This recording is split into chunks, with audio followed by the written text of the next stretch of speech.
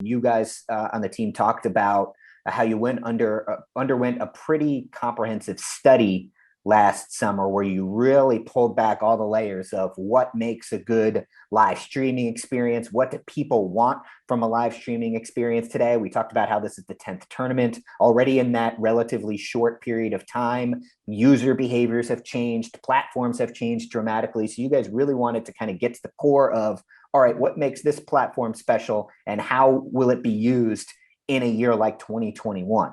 So I wonder if you could kind of take us back to that process of going through that study. What was that experience like? What did you really granularly break down in that study? And which ways do you feel it tangibly impacted what the final project ultimately ended up looking like?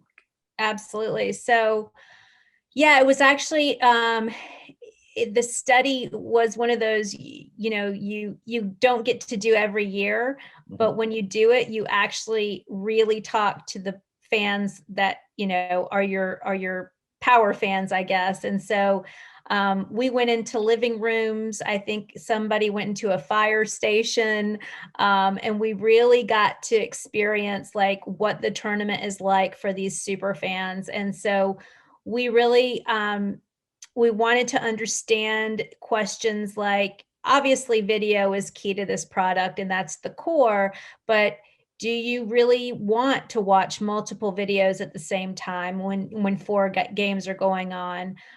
We wanted to understand how they navigated between the games. Why, what would make them watch more?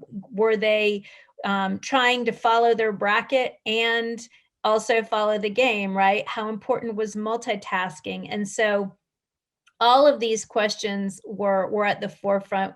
One of the things we learned is that while the four games that, multi-view experience on some of these connected devices are awesome, and the fact that technically you can do it now, which is great, people really just want two at the same time. So do we design the four because we can, or do we do the two? So these are the types of questions we look to solve, and we're able to kind of understand fan behavior.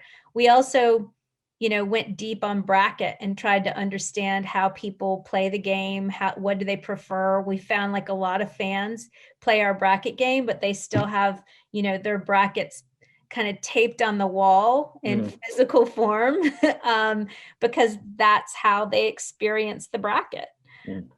So these types of behaviors went into how we designed the product, and it was part of everything we did. And some of the things that came from it were an improved game switching experience, because we learned that people do like to switch between games, and we needed to make that a little bit more in your face and easier.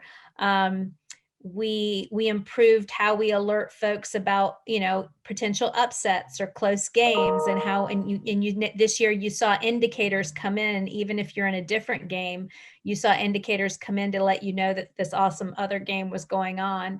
So those are some of the ways we adapted our design experiences based on the research. Okay.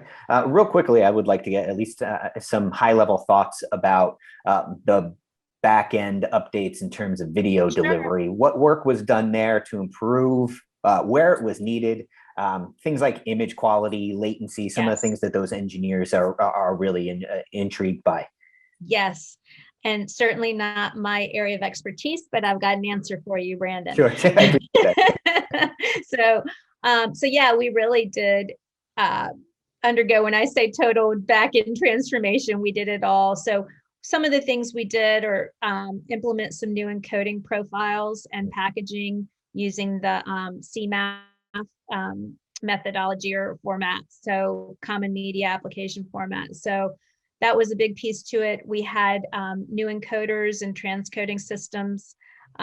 We had a completely new video player that was proprietary to Warner Media.